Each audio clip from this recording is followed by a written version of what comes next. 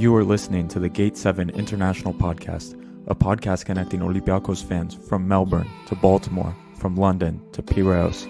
We are 4 Olympiakos fans from every corner of the world, bringing you news and interviews of the team you love in English. With new episodes twice a week, you'll never lose the latest updates and stories of the team you love. This is our team, our city, and our land. Man Oniro Trello. You're listening to the Gate 7 International Podcast.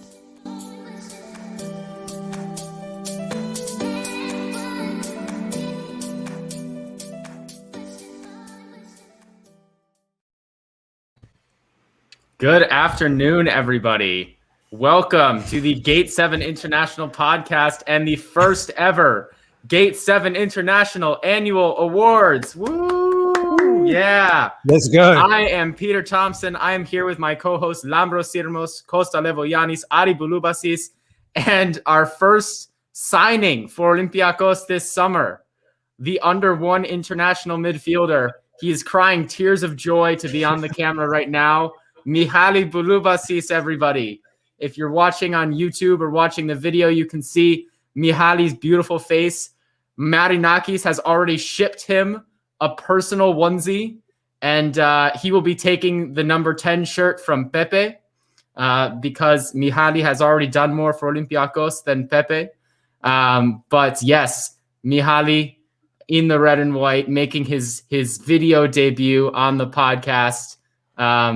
Adi is everything all right over there? I've got a song for Mihaly. Everyone knows it. Come on.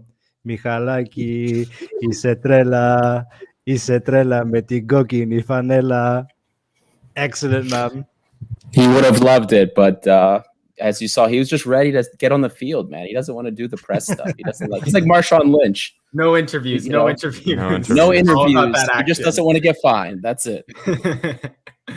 Oh my goodness. Well, as we've been building up for the last few weeks, folks, the season is over. We had a game yesterday that we're not going to talk very much about, but overall, a very nice season for Olympiakos. We win the league by a lot. We proved that we are by far the best team in Greece once again. A lot of things happened. It's been a very long season, a very unique season with coronavirus and all of these things. And we've got 7 awards that we're going to give out. So we will run through all of them. You, the fans, may have voted and contributed to some of these awards if you voted on our poll. And we're just going to get right into it. We do have our message from Piraeus International as always. We would like to say thank you to them. Piraeus International has been helping Greeks ship to and from the motherland during COVID-19.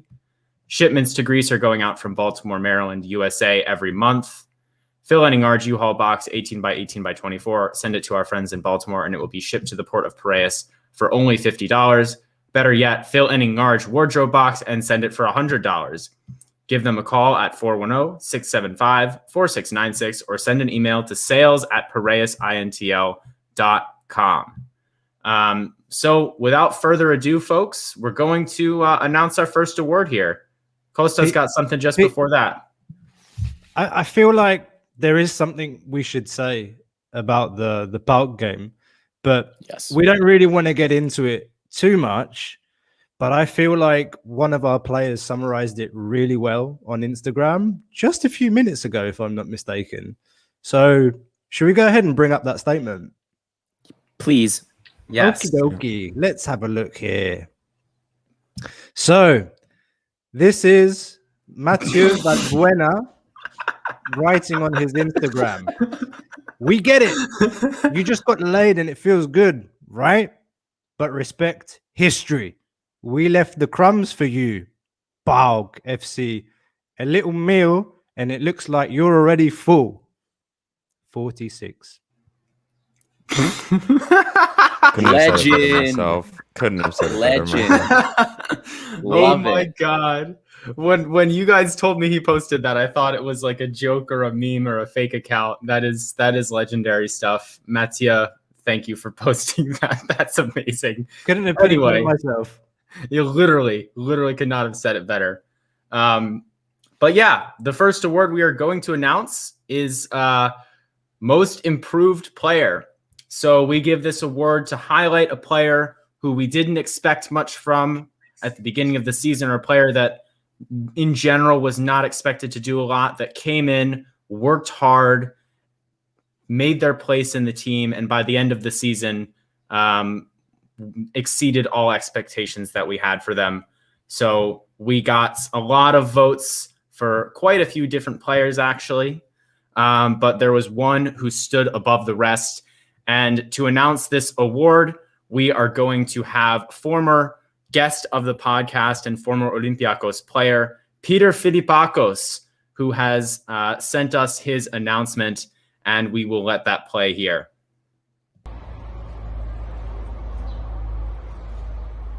Yeah, this is Peter Filipakos.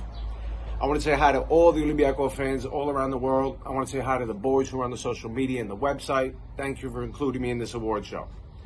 All right, so this is the first annual International Olympiakos Award Show. I'm going to be announcing the Most Improved Player of the Year award. So the winner of this year's award is somebody who played every position on the pitch except center back and goalkeeper this year. If you haven't understood who I'm talking about, it's Thanasis Androutsos. Thanasi, congratulations. Well done. Keep doing what you're doing. Keep your head down, and good things are going to keep coming to you, I'm sure. All right, so I'm about to go across the street and jump in this water back here. Boom, I'm out. Big What shout a out legend. to Peter. What Big shout a out to legend. Peter for that love video clip. Oh, man. Peter, thank you very much for the clip. Hope you enjoyed the water. I'm sure it's very nice. But there you have it, folks.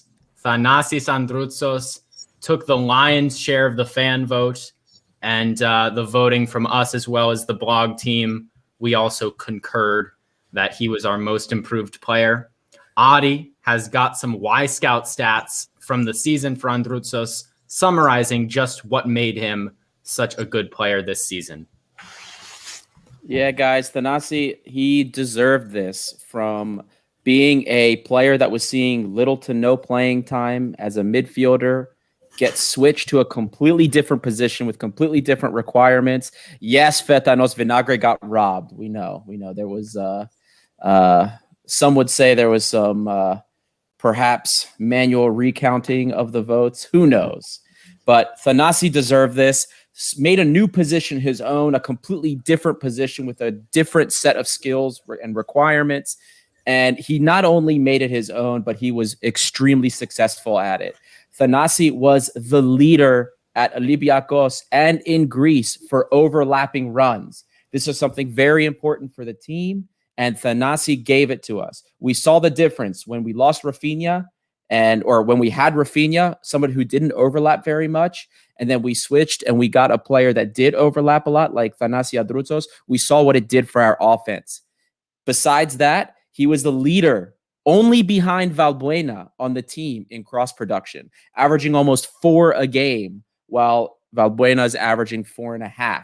He also has the highest crossing volume among regular starting running backs, or right backs in Greece that have played at least 1,000 minutes. He has the highest crossing volume, second highest overall expected goal metric across right backs, all right backs in Greece, highest expected assists while we're at it among right backs in Greece, second highest among right backs in terms of key passes per 90 minutes, second highest pass accuracy among all right backs with almost 86%.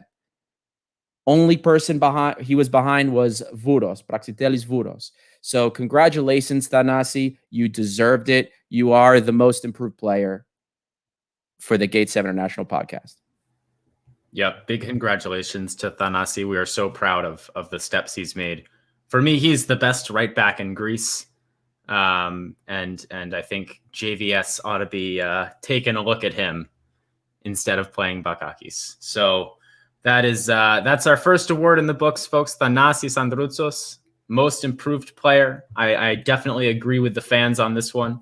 The next award that we're going to get into is goal of the season. This is an interesting one because, it's been a long season with a whole lot of goals for Olympiakos. We score a lot of goals here, especially in the second half. We really started to score, and there were quite a few fun ones. So we had all sorts of votes coming in from the fans from a whole bunch of different players. The 3 finalists of this goal were all from one player, folks. The first one was Ahmed Hassan against Marseille, October 21, 2020. Big goal to give us the win in the Champions League group stage to get our 3 points that helped us advance. The other finalists are also Hassan against PSV and against Janina. The PSV goal was also crucial in allowing us to advance to the second knockout round of the Europa League, and the goal against Janina helped us advance to the cup final, and it was also a beautiful overhead kick and one of the most aesthetically pleasing goals all season long. Lambro, what do you think about Hassan? All 3 finalists, after some people at the beginning of the season said that he doesn't do it in the big games. Hopefully that clip is not available. Peter forgot to upload the Hassan slander by me. We'll tweet it later. Yeah, good point. I actually voted for Hassan versus Marseille because I was, after that game and after that goal, I was so excited, and like the goal meant so much. Without that goal, we don't go through in Europe. Other things, it was kind of like one of the big highlights early on in the season. Like, we can do it this year. And yeah, no, it was a fun goal. But real quick, a shout out for a goal that didn't make it. El Arabi goal versus Ammonia. That was a great one. That was a beautiful goal. Well, yeah. And I have to say, my pick did not make the final 3 either. I picked Bouhalakis when he took the ball from the goalkeeper against Addis and scored. That's a good one. I think that was mine too. It was a meaningful one, and it was absolutely hilarious as well. Like, we have to say, I was laughing so hard. But yeah, the El Arabi goal, Vios said he voted for that one. Underrated goal. And also doubled our lead in the tie. And, it was very nice to have a 2-goal lead going into the second leg. We didn't have as much pressure on us. So another goal with a lot of meaning. And yeah, I mean, it was a beautiful one. But some other goals. Does anyone remember Jan Mvia against Lamia? Oh, yeah, outside the swamp. But also his goal versus PSV, I really liked. Oh, yeah. His goal versus PSV got a lot of votes. That was mine, actually. That was mine. Yeah. And shout out to Mari Camara as well. 2 of his goals got a good handful of votes from the fans. One of his goals against Asteras in the league, and his goal against Marseille in Europe also garnered a few votes from the fans. So Mvila, Hassan, El Arabi, Camara, and Bouhalakis as well, all receiving votes for various goals. And also Fortunis against Panathinaikos did receive a vote as well from one of our blog members. But without further ado, we will announce the winner of this goal. We know it's Hassan, as we've already said, but the question is which Hassan masterclass goal gives us the award. And without further ado, the winner is the bicycle kick against PAS Giannina in the Greek Cup.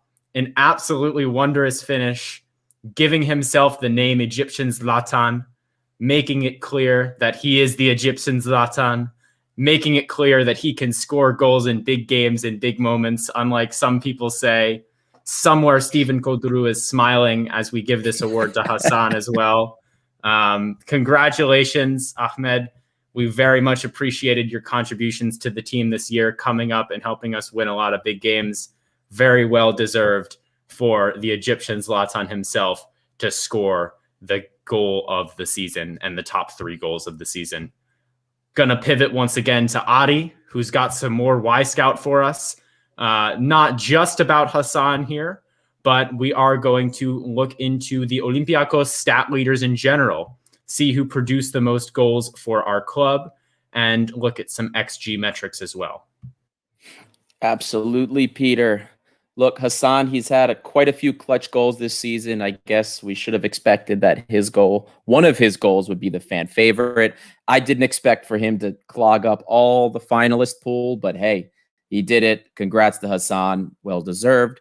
Now, before we go on into the next award, we did have a small segment while we're talking about goals, about all the scoring leaders for Olympiakos. In case you guys didn't know or you don't remember from some of the earlier episodes, Olympiakos has had multiple scoring leaders in the Greek Super League. 4 out of the top 10 scorers in Greece play for Olympiakos. Starting with El Arabi. Youssef El Arabi, 22 goals in the league alone, 28 in all competitions with 6 assists. El Arabi, again, his second 20-goal season in a row. And not just a 20-goal season in the league, over 25 goals in all competitions. We had mentioned previously that we haven't seen anybody do that since I think it was Kovacevic. So well done, El Arabi. Nothing but class. Hopefully you repeat it again next season. And Hassan, going on to what Hassan has done, 10 goals in the league with the second highest goal per 90 metric, because this guy, he does score. He whiffs a lot, but he scores a lot. So you know what? We'll take it. Saved our asses quite a few times. 15 goals in all competitions with 7 assists to boot, too. For those that don't know, he's also an assist leader in Greece, interestingly enough. Love him, hate him. He's done a job for us. Third on the list, Yorgos Masouras.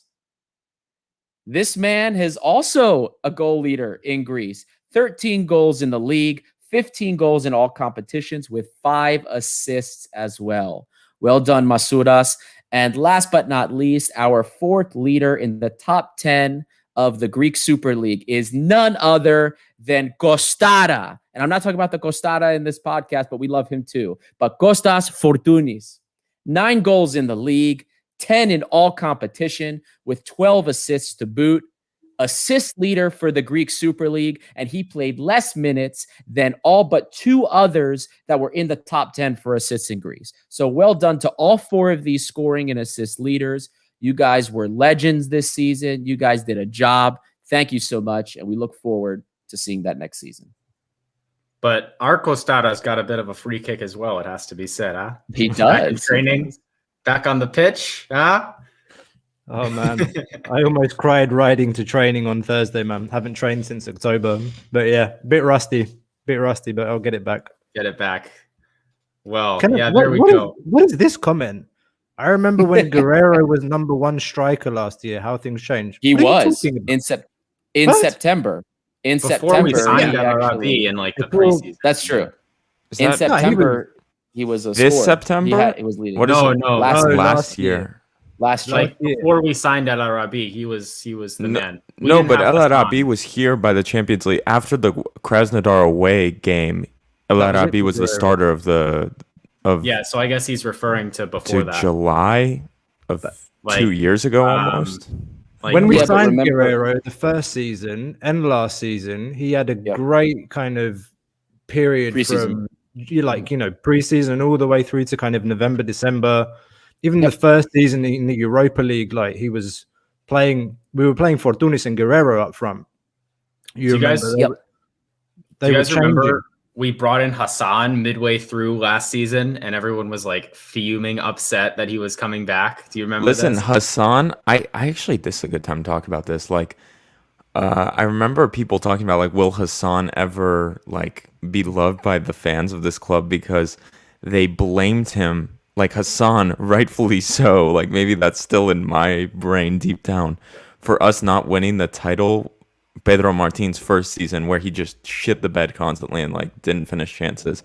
And the Dynamo Kiev game, I don't forget. No one forgets when he shit the bed against Dynamo Kiev. But I don't know. I think he's changed. This season, all the big goals are his, though. Yeah, in yeah, Europe. it's crazy. Yep. It's mad. It's mad because I really thought when he came back the second time, like, not so good because the relationship wasn't good with the fans. But I don't know. I think he's good. I don't know. I wonder if he's going to get sold this summer. This is a conversation we Yeah, had. You know, I was thinking about this the other day. Sorry, to go back to the Guerrero thing. El Arabi, in the second game at Krasnodar, was on the bench, and then Guerrero got injured in the warm-up. and El Arabi played that game and scored 2 goals. So I don't know. I'm just as a fact. That's what happened, and that's how El Arabi got into the team. Ever since then, El Arabi was number 1 striker. Yep, that's very true. Guerrero was we made fun of him. You guys remember when we first started this, we made fun of Guerrero for like only being good in summer training. And then when the season got really rolling, he then kind of fell off the face of the earth. For Hassan, put it this way. For the production we got from him, even with all the misses, even with some of the stuff that we've laughed about, was he worth the $2 million we paid? Did you get your money's worth out of him? For sure. Yeah. The goal against Marseille was worth $1.5 million itself. That's all you can say. We got our money's worth with him. That's also, shout out to Guerrero for the goal against Panathinaikos when their fans then invaded the pitch because they were getting tear gassed outside of Oaxaca. Big goal. I remember that. That was like 3 years ago, I think. I don't know. That was the goalkeeping against Victoria Plzen could have been better. We have to say that. That was the goal when he picked the. I was at that game. The goal he picked the ball up at the halfway line, ran at the defense, and then kind of toe poked it. He dummied the defender and went inside and toe poked it on the inside post. It was like Guerrero turns into Romario. Like what's going on, man? That game was epic, man. Good memories. I can't wait for the Champions League qualifiers. Like last night was really disappointing. We're not going to talk about it tonight, but like I feel like summer qualifiers I have some very dark bad memories, but some very good memories as of recent. So I'm kind of excited for them to start. Summer getting warm out. Olympiakos on TV. Anyway, we can talk about this at a later time, but this comment I think is pretty spot on. Hassan is the ideal second striker, never complains sitting on the bench, and almost always has an impact when he comes on. Grigori Kotsias, yeah, man, I agree with you. He's second striker, even third striker. He's an impact guy. He's not a guy that can lead the attack. We've seen that. Always has to be either a second striker or that option you bring on from the bench. Which is why we definitely need that second real striker acquisition over the summer, maybe that Taquinho or whoever is coming. But that's the job he does. And we're getting our money's worth. That's it. Well, guys, I think, shall we move on to transfer of the season? We had 13 different players arrive, either on loans from other teams or transfers and signings. Including the winter window, of course, as well. So quite a lot of movement for our players. This award received votes from 6 different players. The 3 finalists for this award were Sokratis Papastathopoulos, Oleg Rebchuk, and Jan Vila. So those players received the most votes, and then a few votes were also given to Bruma, interestingly enough. Jose Jolebas, who I actually think is a good shout, to be honest with you, given the value and what we expected. And then also Androutsos did receive a vote, although technically I don't know if that's a transfer. I think it's a loan in, but that's the voting breakdown either way. Costa, I'm going to let you get into transfer of the season for Olympiakos. Yes, indeed. Before we do that, good point raised here by Costa. Wrong comment. This comment from Kostas Papadimitriou. Good news from the Premier League. We didn't mention this at the beginning. I think we do need to say it. We were waiting to see if Chelsea would finish in the top 4. That was important because if Chelsea finish in the top 4, that means that our boys get an extra week holiday ahead of pre-season.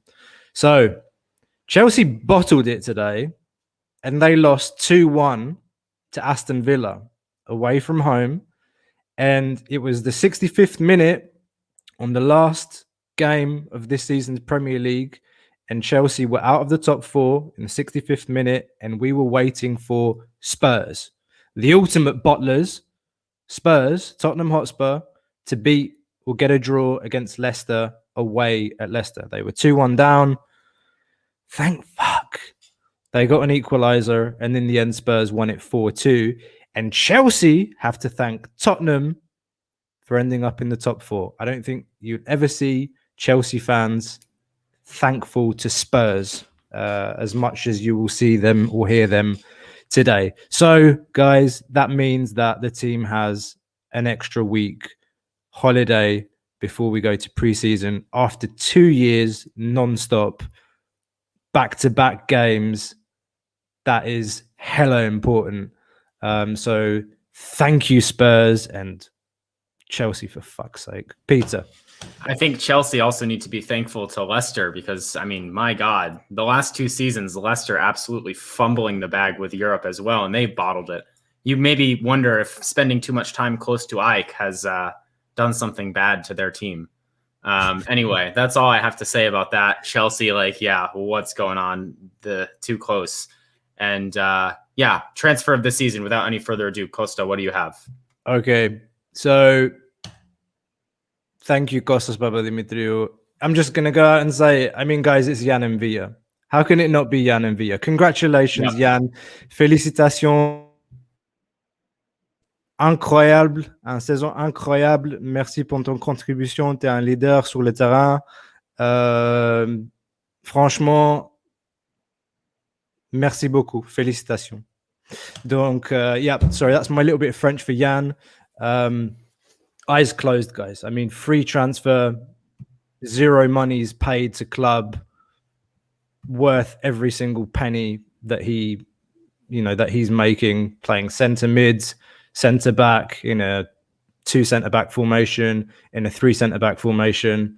The guy's just been absolutely immense, ever present, and never complained 1 minute about anything. Model professional. He exceeded my expectation, actually. There was no ounce of, that kind of, I'm a star player, I've come from the French league and I'm Yann M'Vila and, who are you? And no, really fantastic. And he's on a 3-year contract. He's got 2 more years left. He's 30 years old. He's going to be playing his best football with us, hopefully.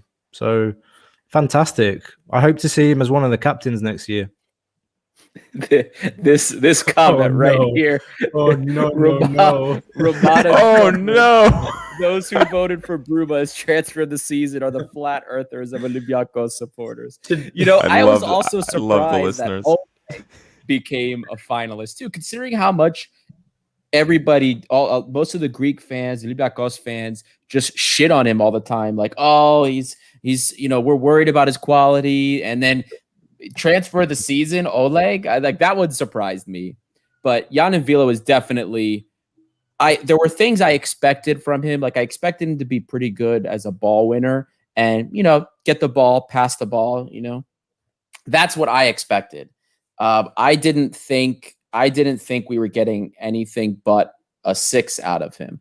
But we got a lot more than that. And the Y-Scout data definitely shows that. Yann was top 5 amongst all center mids, defensive mids in Greece. When it came to goals, he scored 4 goals. He had 6 in all competitions with 2 assists. So highest combined goals assists of any center mid DM in Greece.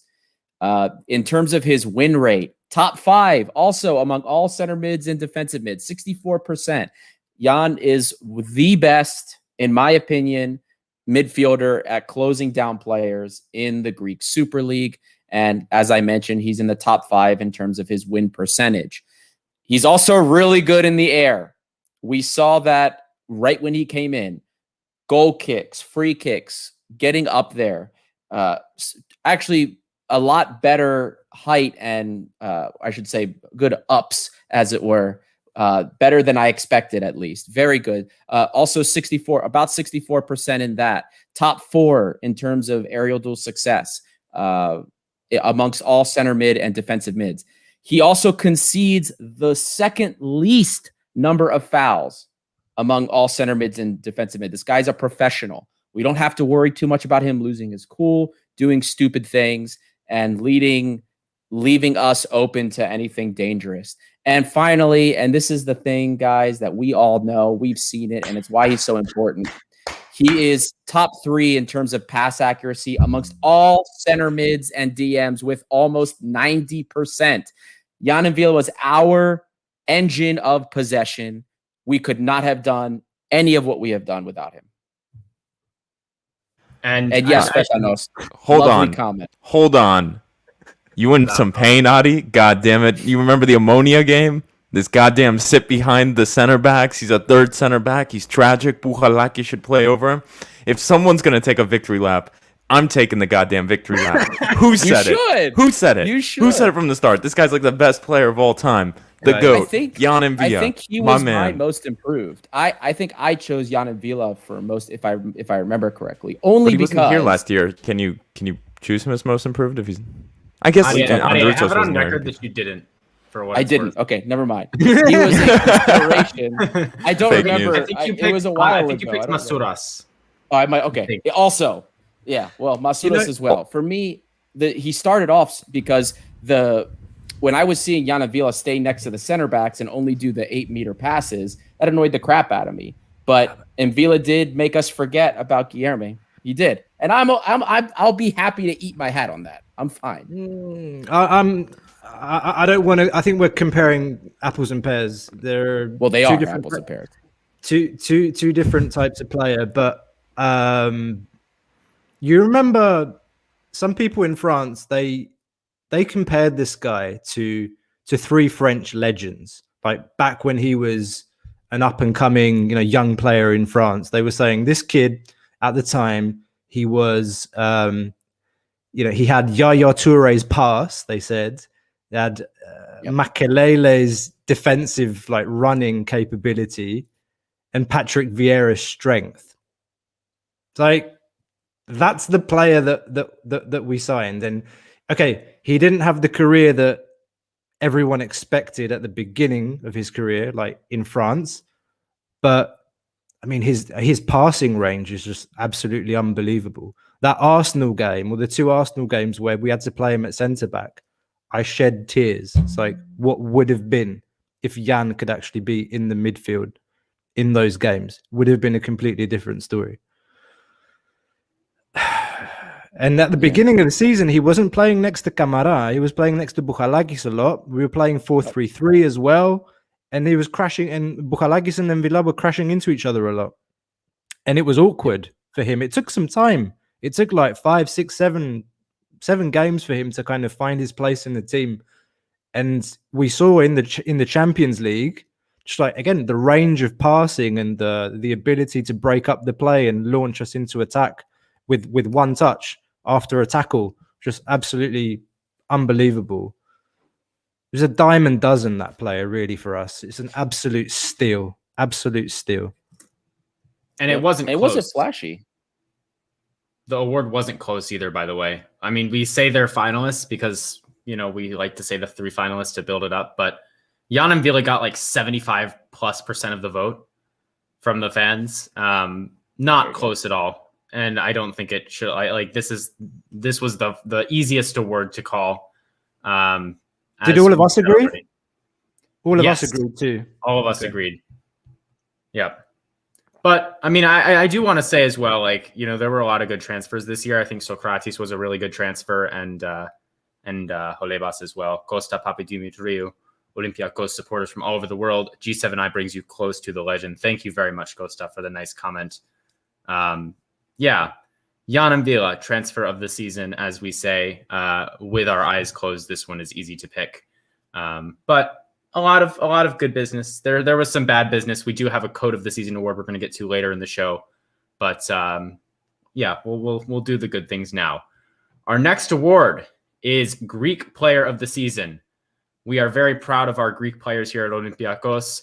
There are a lot of good ones. We made this award. We thought about calling it the Jan van Schip Award because he loves our Greek players so much, but we decided to just call it Greek Player of the Year for clarity and whatnot. But there were a lot of good candidates for this award. I mean, one player who received some votes was Androutsos. Socrates came in. He received some votes. He was actually my pick, to be honest with you, but I also understand that he didn't get it because he didn't play all season. Oh, this comment about Mvila. In Greece, you can't imagine what the comments of old men on the radio about Mvila in the first month. They crucified him without mercy. Oh yeah. As is always the way with the Cafeño people. But yeah, Greek Player of the Year. There are a lot of good nominees. Our 3 finalists are Andreas Bouchalakis, Yorgos Masouras, and Kostas Fortounis.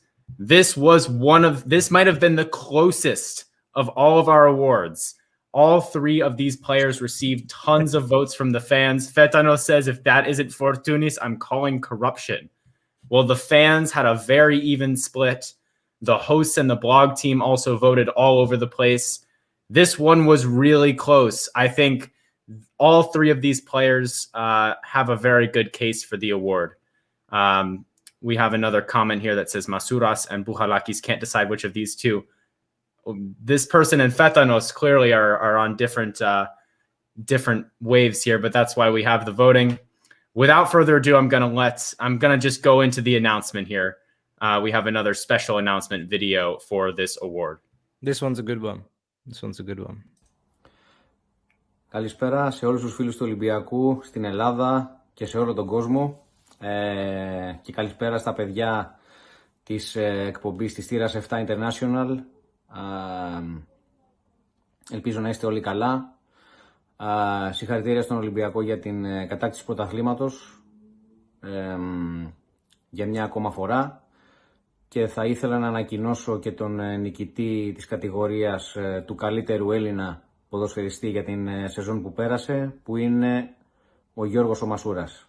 Συγχαρητήρια στον Γιώργο το Μασούρα για την διάκριση αυτή και εύχομαι σε όλο τον κόσμο να είναι όλοι καλά, καλό καλοκαίρι και για την ομάδα μας και του χρόνου να ξανακατακτήσει το πρωτάθλημα και να έχει και μια πολύ καλή πορεία στην Ευρώπη όπως έχει τα τελευταία χρόνια. Να είστε όλοι καλά. Stellaras right there. Thank you very much, Stelio. Very, very nice message. We appreciate you for taking the time to record that for us. You heard the man. Yorgos Masouras is your Greek Player of the Year. Very fitting, huh? That Masouras wins the award. Stelios giving the announcement. We know that they have a relationship. Masouras looks up to him as a player. So good for Masouras. A great season from him, an up and down season, but finished really strong. And yeah, I mean, he was up and down for sure, but definitely a candidate for most improved as well. He really did make some strides in his game. Adi, going to move to you once again. We have some more Y Scout concerning Masouras' season. This is going to be like a Themis Casares Jr. right here from Adi, because I know what you're about to say. Just go ahead. Explain it to us.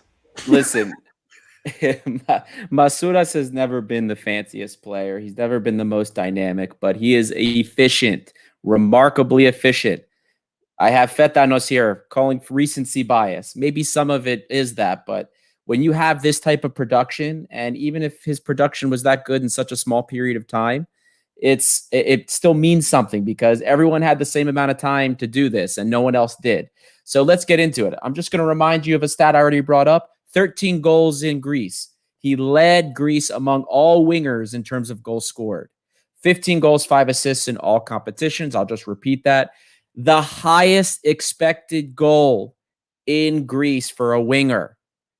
This is huge because there were players that had a lot more minutes than him, but didn't have the same amount of production. Those other wingers that some consider better than him are Bruno Gama, Solis, and Zivkovic. Masouras was better in that metric than all of them. Tied for first in assists among all wingers and key passes. So in terms of number one in assists, and he leads in key passes. Key passes are passes that led directly to a shot that the person missed. So imagine if even a handful of those passes were scored as well. Masouras would be close to Fortounis in terms of assists for the league. Incredible. Third highest shot volume. Again, he had 45 shots in the Greek Super League this year, only behind Solis and Zivkovic in the league. But he played 900 less minutes than Zivkovic and 500 less minutes than Solis. What else can I say? Shot accuracy, 62% of Masouras' shots are on target. That is the highest shot accuracy amongst every single winger in the Greek Super League, starter or not. Guys, I'm just going to repeat it again. He's not the flashiest guy, but he's efficient, and he is the best Greek winger. Period. JVS.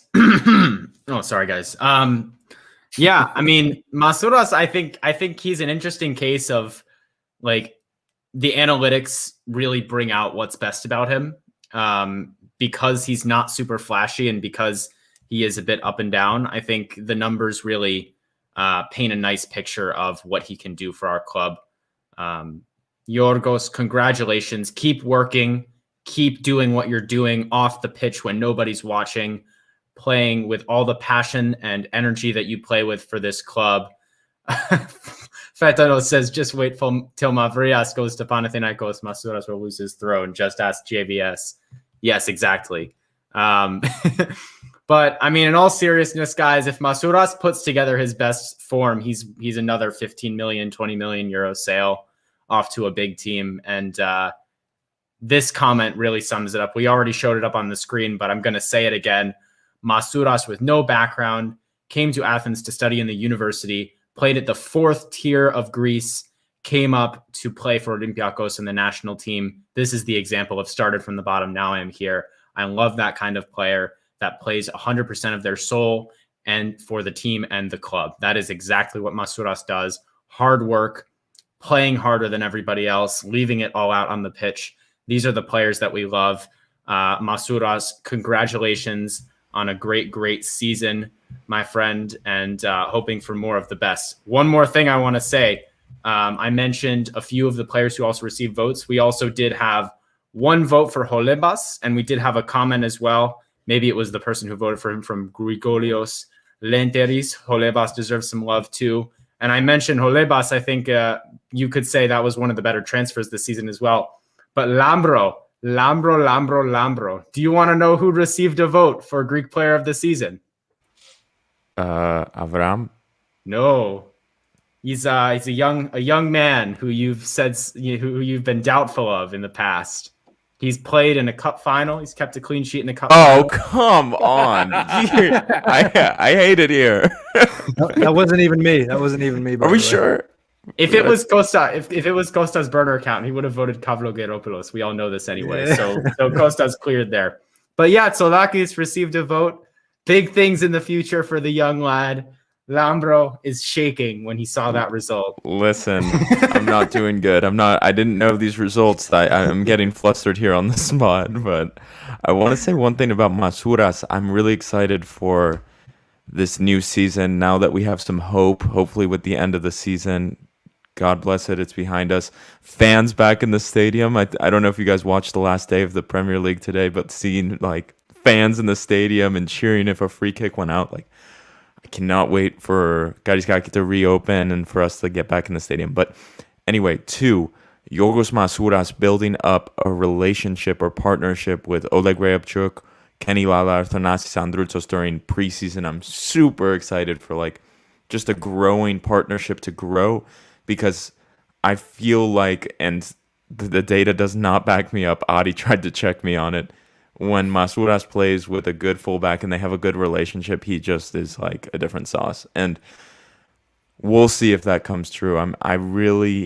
There's 2 players I'm really excited for going into next season, and that's Kostas Fortounis. I really hope for a big season from him. And second, Yorgos Masouras to take that final step. You know, this season was a good base layer, but it's like, will he hit that next level, or is this the ceiling? You know, he's 27, 28. He's entering the prime of his career. Like, this could be one of the moments for him to kick on. Like we'll see. Consistency. Yeah. Yeah, the consistency, exactly. Alex Kutakos says, but Limnios is better. A great winger who runs straight into Ramos. The strength and the courage. A quote brought to you by JVS. Probably is what JVS is saying somewhere. Also, I just remembered, is the national team going to play in the next few weeks? In a friendly, yeah. Oh, friendly. Jesus Belgium and- Christ. Are you Hey, kidding me? the Like, friendlies are actually the only time we Lambro. see. no, good but stuff. I don't want to watch that shit. Like, our players shouldn't go. Like, they need that Lambro, good this vacation, is baby. the Like, one- Mykonos is open, the boats are open, the nightclubs are open, but with no music. I read that on the news the other day. So they need to go wherever the hell they need to go. They need to relax. I don't give a shit about the national team playing friendlies. We just need a little relaxation because the good times are Lambro, coming this soon. is the one when they announced it and you tweeted like, "I hope nobody goes to the game" or something. Oh And yes, hacked on yes, social yes. media. The Guys in problematic. Belgium. Yeah, it's here. Costa, Spain. don't go to the game. Costa, go to the game. I don't know. Anyway, yes, national team. We'll see if we end up covering that, guys. I'm not going to promise anything. Yo, did you guys hear that Madi Camara is playing 4 friendlies in June with Guinea? Yep. That's insane. So It's you just ridiculous. hope Why? these guys are going to get a bit of rest, and then oh no, you're going to play 4 friendlies and and travel to Africa and play around the continent like for 4 friendlies. Jesus, like Yeah, but Yep. Madi Camara is done essentially after that Yeah. post. We can talk He about that. posted another on. time. Well, yeah, I was just going to say he posted on Instagram, and I like a tear came to my eyes like after the game. Mine too. Like playing for this, he says, playing for this club will always be an honor for me. Thank you to everyone who accompanied us from the beginning until today at Olympiakos. More than a club, guys. Yeah. guys. That sounds like a Goddamn. goodbye to me. That is That's- that is goddamn for sure. Oh, Goodbye. Marty. the tense that he used was weird. Obviously, he's Yeah. translating Probably, from French yeah. into English, but it was conditional. It was like would, not will. So playing for this club would always be, and it's like fuck. Yeah. Let's only- not get ahead of ourselves, guys. 20 million is the price. 20 million is the Yeah. price. Yeah. If we don't get 20 million, sorry. Well, speaking of players worth 20 million, our next award is Coat of the Season. This, if you don't get the reference, by the way, it comes from the Greek parto, which of course translates directly to coat, and it's a word that they use in Greece to basically say you're a very bad player. And while we love Olympiakos, and we did actually get some responses to this award saying, "No, Olympiakos does not have any coats, only good players." Are you kidding me? Which is Are you kidding me? Are you kidding me? But, Like we have anyone to who's say, followed guys, this club for more than like 3 years will tell you like this club has signed some brilliant coats. We had some coats this year, and it's just, I think it's just a part of football. You always have a couple head scratching signings, a couple players, especially in Greece. Some foreign players come in and they don't get it. But anyway, we have a lot of different votes for coat. I want to say, first of all, Kenny Lala, coat of the season. To all the fans who voted Kenny Lala, I hear you. I'm just wait, okay? Just wait until next year, and then don't say anything next year. I think it's too soon. But also receiving votes were Pepe, Thiago Silva, Lazar, and Mohamed Dreger. Our 3 finalists for coat of the season are Bruma, Rafinha, and Ruben Vinagre. So those are the coats this year. I cannot believe Lazar has not been a finalist. I actually God damn, Lazar escaping punishment again. He didn't score or assist like all season. God damn it. Like I think Bruma this is gets criminal. on there. This is Bruma criminal. gets on there. This guy actually did score. He did Bruma score. Bruma was a lot. coat half of the time and good the other half of the time. But Lazar it's was a crazy coat that all like the time. Bruma's agency is pushing that he's the best player in all of Greece, and like he makes coat of the season for the fan vote. Dude, like when the Euros squad comes out and like, oh, lo and behold, like Cristiano Ronaldo gets in over Bruma and his agency is like, this is ridiculous. Like, anyway, Lambro, since you love talking about the coats and love calling people a coat, we've assigned you to announce coat of the season. So I'm here we hyped. go. Get into it. This is like my favorite award. I pleaded this one. It was a long winter. It was a cold winter. We needed a coat. We had quite a few. But you know what? We had one special one. You guys know who I'm talking about. And it's not Rafinha. It's not Rafinha. He was a good coat. He may have won coat of the year many other years. He was a nice coat. He's a real Fur nice coat. one. He's a fur coat. But there's one that you get down in Glifada, the real nice ones, the real expensive coats. The Wonder Kid coats. You know who I'm talking about. Ruben Vinagre, you've done it again. God damn it. You've done it again. Coat of the season, Ruben Vinagre. One of the best coats I've ever seen. Just, I loved him. Emre Moore, we're seeing the comments. Moore would have been a shout for coat of the season here. Spider-Man meme. Does anyone know that meme when they point at each other? I made that reference literally like within the first 10 episodes. God damn it. Code of the season, Ruben Vinagre, take a bow, my son. Just hopefully you stay warm, my friend. All I have to say is, if his mom hasn't unfollowed us by now, she's definitely unfollowing us after this. Yeah, I remember at the beginning of the season, it was like, oh, how nice. Like, well, I'm sure we'll have nice things to say about Ruben Vinagre. His mom followed us. We'll build that relationship. We'll get him on the show. Now, no, you're a coat. We don't want you on the show. But yeah, Ruben Vinagre, coat of the year. This Any Y Scout data? Pretty widespread. I think we're gonna skip the Y Scout data for him. Oh, what? Like 0.5 overlaps. I do have one. I have some Y Scout data for you for him. It's going to be with respect to his successful actions for Olympiakos. If in terms of everything he did on the field, if we look at what was successful and not successful, 16% success with his total actions. So for every 9 things he did on the pitch, maybe 1 was positive. Congratulations. And Roman, I just want to highlight this comment, and I think it's beautifully put. Vinagre is that type of player when someone asks you, is he a good player? And you answer, he's a very nice guy. That's brilliant. Only on Gate 7 International do you hear this content, guys. So honestly, if you're halfway through the show, maybe even more than halfway, make sure to subscribe, like, comment on all of our things to grow the Gate 7 International project. We have broken a lot of numbers at the end of the season, only more to come going into the summer. Make sure to like, comment, subscribe, leave us a review also, guys. I know a lot of you listen to us on the Apple, Spotify platforms. Make sure to leave us a review, and we do read those live on air, so There you go. Guys, another comment from Fetanos. Vinagre has more Greek championships than Corberis. Oh, God. That's true. That's so true. Ponas Kefteo Piraeus.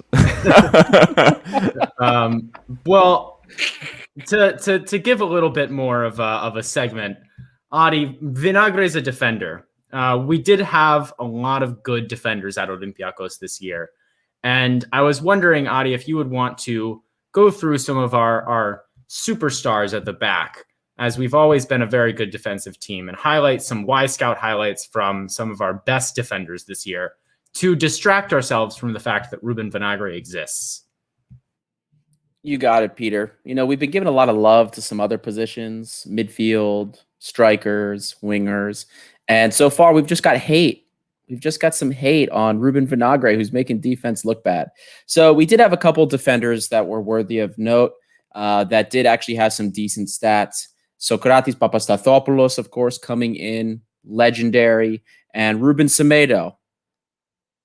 We'll start with Socrates. Socrates, since arriving in the port, this man has been a stud, a rock in the back for us as long as he's been healthy. Top 10 amongst not just defenders and center backs, amongst everybody in the Super League, all positions, when it comes to closing players down, defensive duels. 73, almost 74%, 73.91. Excellent. And he's top 10 in Greece for block shots as well, with all players. Socrates is a wall at the back, a monster in the final third, and his successful action rate in the final third is almost 90% as well. If it's in the final third, that is Socrates' house, and you're not going anywhere near it. It's also not a coincidence that family bonus on these statistics. No family bonus. There's no bias here. I love Socrates. He might be my long-lost cousin from somewhere, but this is all real, my friend. This is all real. He earned these. This isn't being given to him. You guys remember when Socrates arrived and he was first being introduced into the team, we were suffering goals off of free kicks like none other. I mean, it was every game. And it's no coincidence that Socrates arrives, About a month later, he becomes a mainstay in the team. Not even a month. Yeah, about a month later. And once he became that mainstay in the defense, we did not see any more goals off of free kicks. So Socrati, thank you. Easily the best center, one of the best center backs in Greece, just from his performances in the second half of the season. Thank you so much. And then Ruben Semedo. Guys, there's no other player like Ruben Semedo in the Greek Super League that's a quarterback with the ball at his feet. There's none. You look at all the center backs and their passing and distribution, and Semedo's at the top of all of them. He long passes. We have never had a center back like this. Now, has Ruben Semedo had some of his faults? Has he had some slip-ups? Yeah, of course he has. But he's a special player. He really is. And in the air, he's number 6 overall, not just with center backs, number 6 overall when it comes to aerial duel success among regular players at 68%. So good stuff from Ruben Semedo. And I also want to give a final shout out to a Liverpool beat writer when over the summer Semedo was linked with Liverpool, who said that he wasn't a good fit for Liverpool because he went to ground a little bit too fast. Screw you, James Pierce. You know shit. Ruben Semedo went to ground less than 2/3 of all defenders in Greece. Oh, and by the way, he had better stats than Joe Gomez and I think it was Matip in Europe. So James Pierce, get fucked. And I'm glad that he didn't go to Liverpool. Bye. Joe Gomez, one of the most overrated players in world football, I just have to say. Adi and like the cold relationship with like James Pierce is insane. It's like James Pierce like secretly like despised by like Adi. He makes terrible, secret, he makes terrible opinions and he doesn't back them up. Imagine when James Pierce comes on Gate 7 International.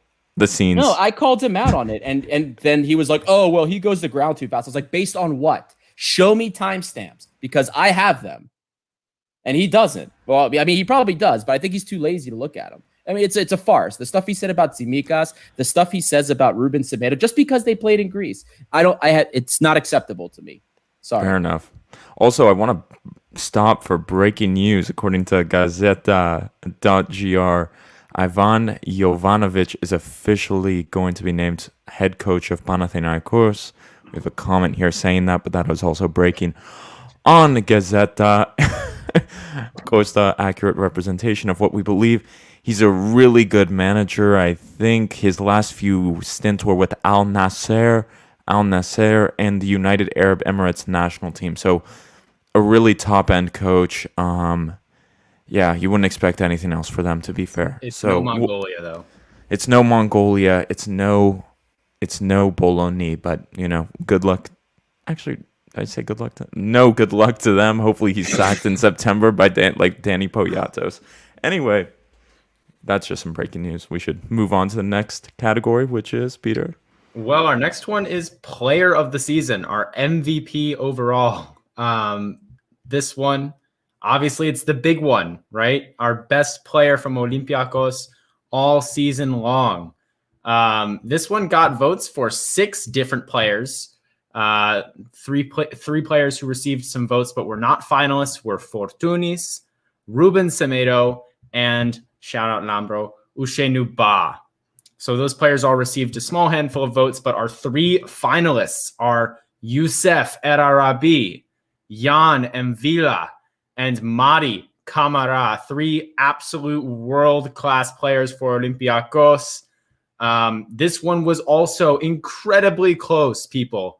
This vote was very, very close, and the fans actually voted one way very slightly, but it got overturned by the blog team as well as the host. So this one was tight, people. Let me tell you, we are so glad that you all came in and voted. And I'm just going to leave it to the video, the special video that we have to announce Player of the Season. Greetings from Sweden. This is Per Zetterberg. Hello to all the Olympiakos fans in Greece and around the world. Today I'm happy to take part in the first annual Gate 7 International Awards, and I'm here to announce this season's most valued player. It's been another great season under difficult conditions. It's been top performance all around the park. But one player stood out above the rest for you, the fans. And without further ado, the winner of this year's Most Valuable Player award goes to Jan Villa. Congratulations, Jan. And thanks also for Gate 7 International. Stay well and stay safe. Pane Olympiakos. Stay safe. Bye-bye. Jan and Villa again. Jan The king, Jan and Villa. Jan's trophy cabinet is going to be chock full. He's got a trophy with Olympiakos, and he's got 2 Gate 7 International awards to his name. We might need Piraeus International to ship this man a new trophy cabinet with all the accolades Oh, yes. he's been picking up. Big legend, Jan and Villa, once again, well-deserved. An absolute machine in our midfield. Of course, El Arabi was a very close second. The fans slightly swayed to El Arabi, as I said. He had a great season. El Pistolero. But it is Jan who wins the award. Kavlarabi, get it right. Kavlarabi. Now, I actually have a bit of a segment, and before I do that, I do want to say thank you to Per Zetterberg, former guest of the podcast, former Olympiakos player, Swedish international, for sending us that very nice video announcing player of the season. But I actually have a special segment for you guys, and this is a surprise. So if you listen to Gate 7 International, you know quite well that after pretty much every game, we give out a man of the match and a grade to Martins. So I had an idea. What if I went back and counted up all of our man of the match awards and then counted up all the grades and gave Martins his report card at the end of the year? So for 4 hours on Friday morning, that is exactly what I did. I went back and listened to all the episodes. Go ahead. Yeah. Fortunis, easily. Fortuny has to be. Costa? Oh, Costa, I think we lost your My buddy. bad. I'm gonna go El Arabi. Okay. Well, some of you are right and some of you are wrong. Oh, no. So without further ado, and I'm going to build this up a bit, 21 different players received at least one man of the match from one of us. No shit. Year. Wow. Holy Players shit. who did not receive a single one. Thiago Silva, Lazar. please, God. Thiago Silva got named at the match on 3 different occasions, including fairly recently. Costa gave it to him, if you remember. God damn it. True. Yeah, I mean, Bruma has been it. Rafinha has got it a couple times. Of course, there was the one game where all 3 Against of us Panathinaikos. Yep. Let's just go to the winners. Now, I want to say I'm going to start at 3rd place, and 3rd place is a player that I was amazed did not receive a single vote for player of the season. I almost gave him player of the season. And this is a player who was incredible pretty much all year, had some huge games, has won games for us. Jan and Vila, I remember after one of the games, said after the game, we won because of God and this player. And that is Jose Sa. As we always say, when you don't give man of the match, when you don't know who to give man of the match to, give it to Jose Sa. Jose Sa received man of the match from 14 occasions. He comes in 3rd place. Sa, congratulations on a great season. We love you, and we hope to see you in the red and white forever. Sa is in 3rd. The 2nd and 1st place were separated by 1. So 2nd place was given man of the match 17 times, and 1st place was given it 18 times. Your man of the match champion for the season is none other than Youssef El Arabi. No! Not Fortunis. No. His best efforts to give it to Fortunis every game. He barely received any man of the match awards in the second half of the season. God damn. And El Arabi was the one. Yeah.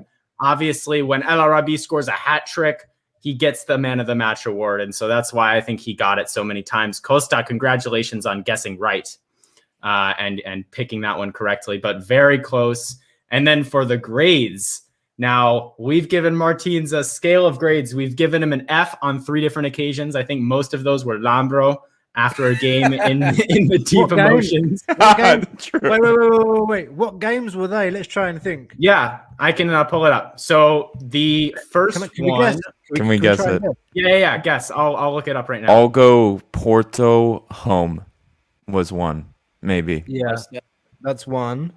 Marseille. It was not one. Porto was not one. No. Oh, This is the no, this was not one. hold on.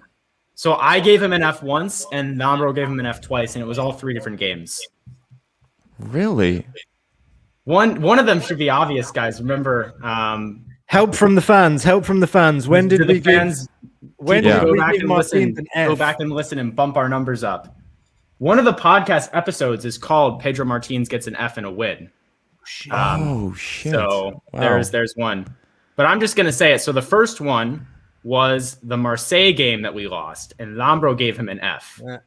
Yeah, makes sense. The second one was Yanina, and this was Pedro Martins gets an F and a win, and Lambro gave him an F again. That game sucked. Oh my god! Yes, I remember that game was miserable. And the third one was me giving him an F when we drew with Ike at the beginning of the season. So those are the 3 Fs. And funny enough, in the games that we lost in Greece to PAOK and Panathinaikos, we did not give Fs. We gave Bs and Cs. Anyway, if we take all of Martin's grades and put them on a sheet, and then we use the University of Maryland plus-minus grading system to calculate his GPA on a 4.0 scale, as most American and Canadian universities do, Pedro Martins' GPA. Does anyone want to guess, like, approximately where it is? 3.6, 3.7 or Adi, whatever. what did you say? 3.25. Jeez, his GPA was 3.24. Oh, So he nailed it on the head. That's about a B plus. It's no 3.97 like some of us got when we were at University of what a Maryland. flex! God damn it! No 3.97, but it's pretty good. It's about a B plus. To give credit to Martins, the most frequent grade he received was an A. We gave him an A 51 times. But those Fs tanked his grade, it has to be said. But anyway, in all seriousness, big congratulations to Pedro Martins. Thank you for a great season. Stay forever. Don't go to Wolves. We don't want to hear any of that. Stay forever. We love you. But yeah, I figured that would be fun. Next year, I think I'm going to track them as we go instead of doing it all at once at the end, because I literally wasted so much time of my life away doing that. But worth it in the end. So we have one more award. This is a special one for us, maybe a bit, how do we say, self-absorbed, I might admit, but we thought it might be fun for the fans to vote on, and it's podcast moment of the season. So we asked you to send in your favorite episode or your favorite quote or just something that you enjoyed from the pod. We got so many great answers. Unfortunately, we can't, give everyone an award, but a few that I liked, and we can go around saying ones that we liked. The first one that I liked was Boozing with the Boys episode that saw George's dad make an appearance and scold his son was the epitome of being Greek. I thought that one was fun. Lambro dunking on people for saw bashing after the Arsenal game. Someone said that was a goated moment. There are a lot of great ones. Someone else did mention George's dad coming on. That was a classic one. Do you remember George's dad's reaction to the Georgia goal? Yes, Oh, that was legendary as well. That was great. Wait, did you see his reaction to us losing yesterday? It was like, Oh my screw God, this, let's throw Eurovision on. Guys, you know what? We should retweet it on the podcast account so that everybody can see it. If you I don't didn't see follow, that. That's amazing. what's George's handle now? Life of Twitter? George Check C, it. I think. Life right? of George, follow changes at it. Life of George Changes C, it quite a bit. and you just have to see. He's got so many funny videos of his dad, just like George hidden camera.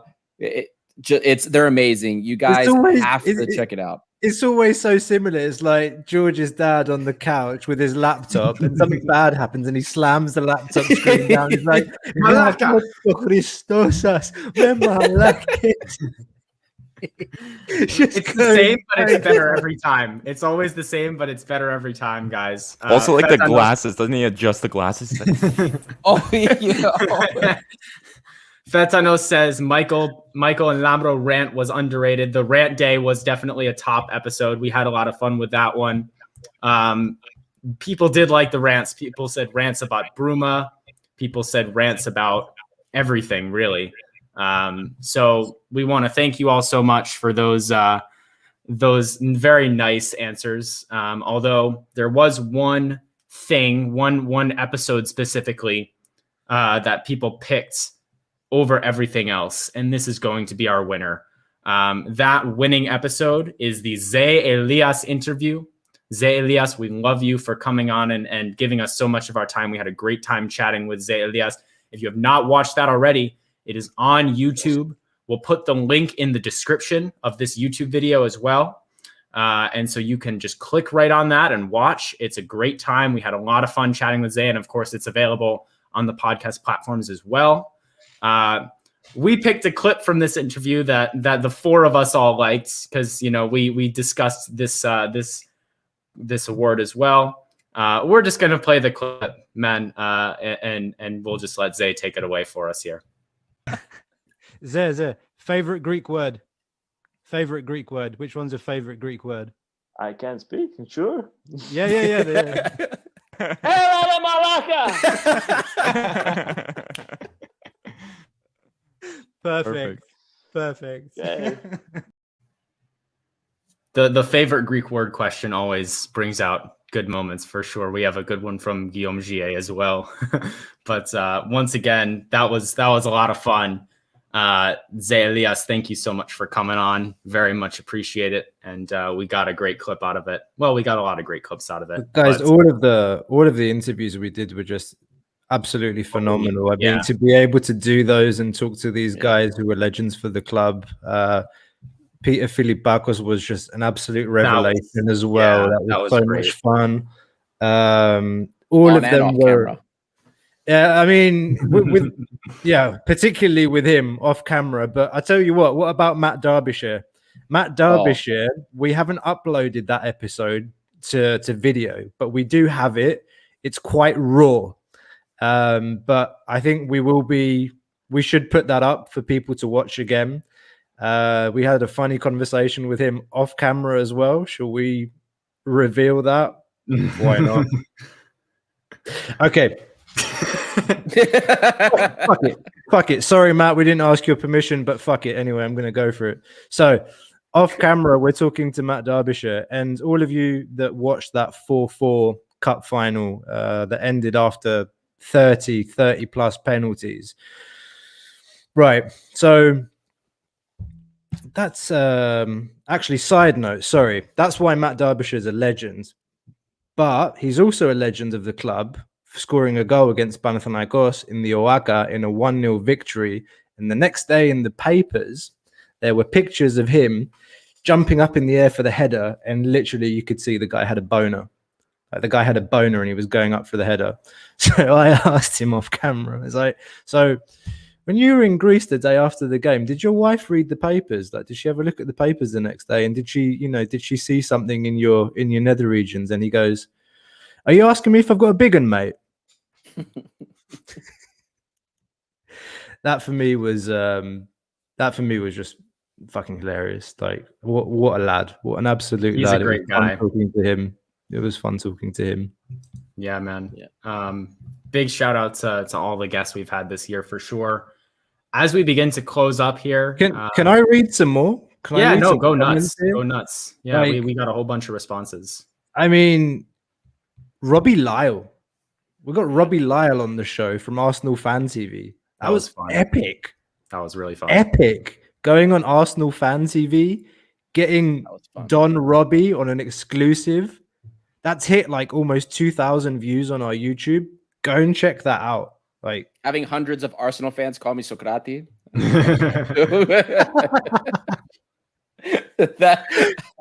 that got me when I saw the comments rolling through. I was like, "Oh, you got Socrati on And the I show." I've always said that since I first met Adi. I was like, this guy looks like Socrates, man. And everyone was like, it's just because they're both Greek and Greek people look the same. And I'm like, no, he looks like Socrates. Anyway, Some other comments like the lives in general. Ever since we started doing the lives, people rate that. Giannakopoulos interview, Lambro dunking on people for Saar bashing, goated moment. What else do we have? Oh, we've got the podcast that the guys did with Red Point Guard. Surely that's as Manolo 77 or one of the Red Point Guard guys. What else do we have? I'm just reading through these. Like, these are really good. Any rant about Bruma? Another the one fans is asking about Bruma every episode for like 3 weeks straight. And Literally. Bruma and oh my God, Chumich. True, Mitch. Yeah. Chumich, yes. Every time. Everyone's like, you got an update on Chumich, Adi? You got a deep dive on Chumich? Is he going to become I was like, I next, just told you guys. I just told you about him. There's two here. One because this one says the interview with Yanni Katrisiosis. I sent it to 2 parents on my son's travel team, and both enjoyed it as well. I would love to get him to work with both my boys. Guys, Yanni still is training, as far as I know. DM me if you want to work with Yanni or you want him to take a look at your kids. DM me. I'm on Twitter at Aristides06. And then it's the same for Instagram, Facebook. You can just find me. Like, I think you have to put my full name, which is Aristides Bouloubasis. He's probably going to want tape first. So you're going to have to tape, whether it's practice or a game. He's going to want tape to see what your kid can do. And so DM me if you're actually interested, and I'll see if he can still if he's still available to train anybody, and I'll send that out to him. So let me know, whoever you are. That was like a full-on ad read. My God. Anyway. big up Yanni. I want to read some more, guys. Like, seriously, like Totally. The start of the podcast after the friendly 3-0 win over PAOK. I actually want to go back and listen to that now. Like, but I'm sure we had an absolute field day. I think that was one of the ones where you did a nice chant in Greek and said some words, I think. So there's another one actually. One of the fans says, I want to nominate 2 things in order. 1, Peter singing Putanas Gi Panathinaiki, and 2, Ari semi-pro rant plus bonus Ari baby. It was another comment. Well, if you tuned in early, you saw the baby, the first signing, wearing the number 10 kit, taking it from Pepe. He's in the first 10 seconds of the podcast. So you can check that there. Semi-pro, all these semi-pro kids, man. There was quite a few Robbie Lyle comments to him. So the Ollie connected interviews have been impressive captures for the fans, but getting Robbie on was when I knew you'd hit the big time. One of the comments, the one before the Arsenal game with Don Robbie, because this is the best way to get the Olympiakos name even more worldwide known. Post-match breakdowns after Europa League games. Lambro running to the airport for a real signing. I goddamn cannot wait till I'm fully vaccinated and I can roll through the goddamn airport whenever I goddamn please. Because this summer I'm hoping for big signings. Like, I am so ready. Which one was it when Lambro couldn't make it for whatever reason, and we just made up the narrative that he had gone to the airport? Was that when we won the championship? I forget. And he was Lambro was in the chat, and he was like, I'm looking for Bruno. Do you guys remember that? Oh, yeah. I remember, there was one when we actually officially signed Socrates, I thought, that we were saying Lambro was running to the airport. He picked up Bruno on the way or something. Yeah, Bruno planted an Olympiakos flag in the center of Tumba. That's right. I want to say the Bruno's coming to bit from, I think that was from Rant Day. That is one of my favorite moments. We don't have it on video, we just have it on audio, but that was so funny. A couple of people did vote for that. That was absolutely hilarious. What was the context for that? I don't even remember. It was we were talking about Lazar and just talking about how bad Lazar is, and Lambro was like, this guy going to an illegal party. How ironic.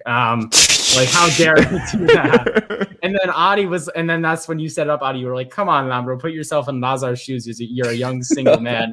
And then Lambro literally gets in that. And I prefer not to speak. But anyway. Don't Polo Jose Mourinho, don't speak. I haven't even left my apartment since last fall. Like, God. I think we have you on tape saying otherwise on the podcast. But anyway.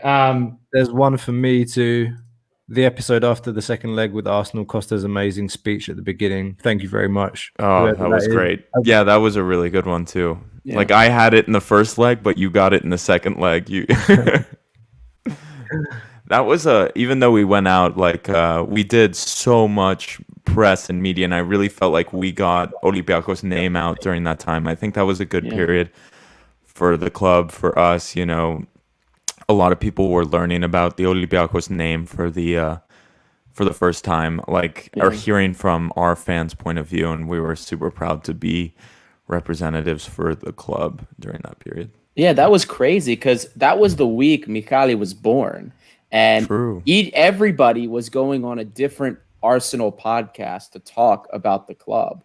And I remember I was in the waiting room because there was somebody that had asked, but like everybody was scheduled. You guys were all scheduled. And I was like, oh, do I dare tell my wife I'm using the hospital Wi-Fi? I'm going to the cafeteria and doing a podcast. My wife would have murdered me. She would have loved that, mate.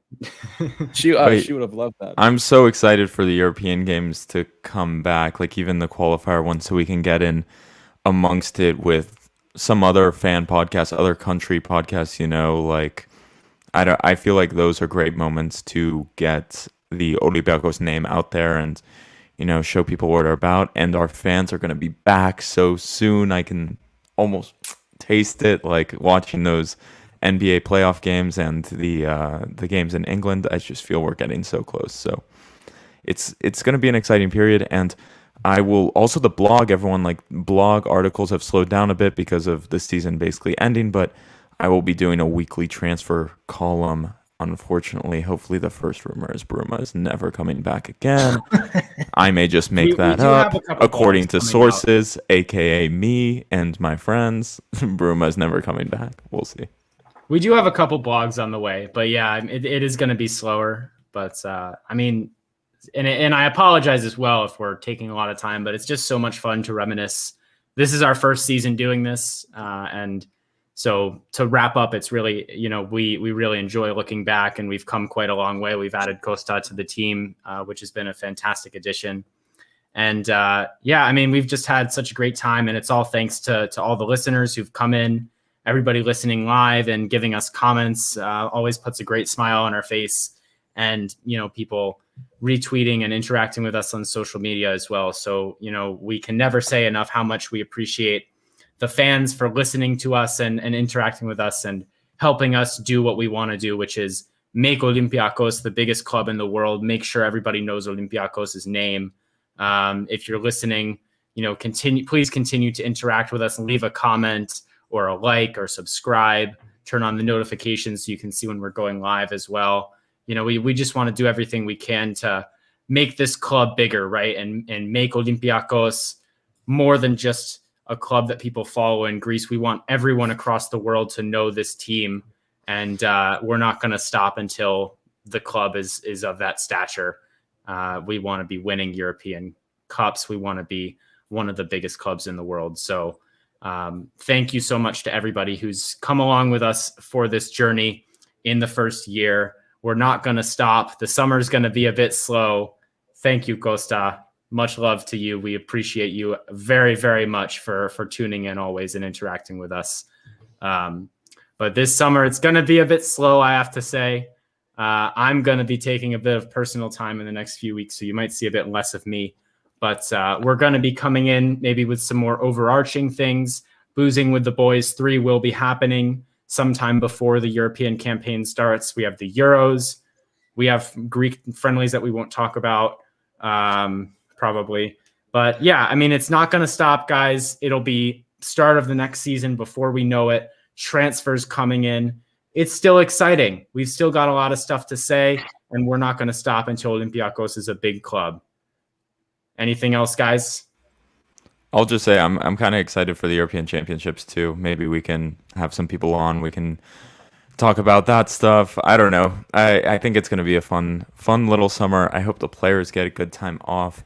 And yeah, we'll do some overarching stuff as well, like talking about where the club can improve. And a lot of these players are going on vacation and conversations are happening in the background. So just know we're always working on bringing you guys cool content. There is stuff going on in the background.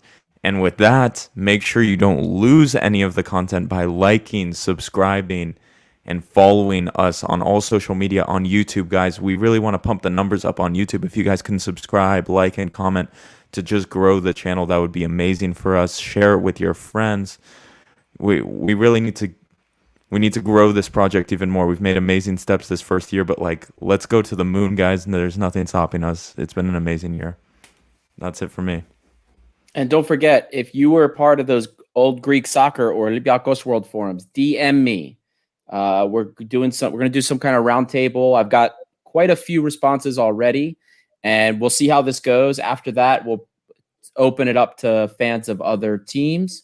And then, we have been getting quite a few DMs about Euro Cup, about us talking about Euro Cup, doing more analytical breakdowns, kind of like we did in the fall when we would go through the opposing team games in Europe. That would be a fun idea. And we still have Y-Scout, so at least we can put it to use. Fentanyl had asked if we're not going to have Y-Scout rants anymore. So maybe they'll find their ways back in. So who knows? Yeah. I don't have much to add. Everything's been said already. I mean, this is a fantastic project. I can only try and amplify what Peter, Labro, Ari just said. The project is connecting Olympiakos fans all over the world. It's bringing together Greek diaspora with Greek Olympiakos fans in Greece. It's creating new Olympiakos fans all over the world. Those are the objectives pretty much of this podcast. Thank you to all our loyal listeners who keep coming back, and to the new ones that are new. Make sure you subscribe. Thank you so much to the guys for bringing me into this project. It's been an absolute blast during this past year of lockdown to be able to bury myself or get involved in such a project that is about my passion. So I'm super grateful to the guys. Proud to be part of this initiative. So yeah, don't want to get more emotional. One news that I want to share is that our men's polo team won the Greek Cup today, and so did the ladies. So congratulations to them both. That's more silverware for the club. And watch out for the women's basketball game coming up as well. The next game, if we win it, we can tie up the league there as well. So yeah, that's pretty much all from me, guys. Bravo, Costa. Well, we're very happy to have you on. So I have one last note too, Peter. Yeah. Napoli did not make Champions League. Kostas Manoulas coming back. I'm putting it out there. They didn't make Champions League. They got to cut the budget. He's coming home. There we go. That's it. The first point of Lambro's first transfer blog. It's coming. It's coming. Petros Koumentakou says, greetings from Panama. I've been to Costa Rica before. It's a wonderful part of the world. Panama, right next door there. Very happy to see Olympiakos fans from all over the world. Maria Mathiouaki says, what did you think about Pauk coach? No comment. Comment? We don't want to talk about that. Well, that's that. Yeah. Refer to Valbuena's comment. Yeah, go to Valbuena's story. Robin Smirnidis says, thank you guys for the great content. Keep going. We are with you. He's from Moscow. We love it when people, come in and say hi, let us know where you're from. It's so cool to see people from all over the world tuning in. With that, we know this has been a long one today, but thank you for everybody who's listening, who has made it this far. As we've said already, we're going to keep going. This is only the beginning. First ever awards, first of many. Before you know it, we'll be here next year giving Kostas Manolas Greek Player of the Season, giving Manolas Signing of the Season. It's going to be great. Giving Bruma Coat of the Season when he comes back. Anyway, we love all you guys. We love Olympiakos. We're going to keep going. We will see you very soon. Have a great rest of your day.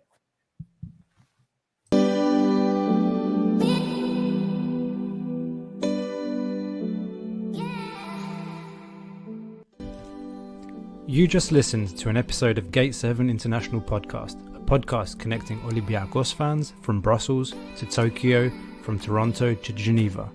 We are 4 Olympiakos fans from every corner of the world, bringing you news and interviews of the team you love in English.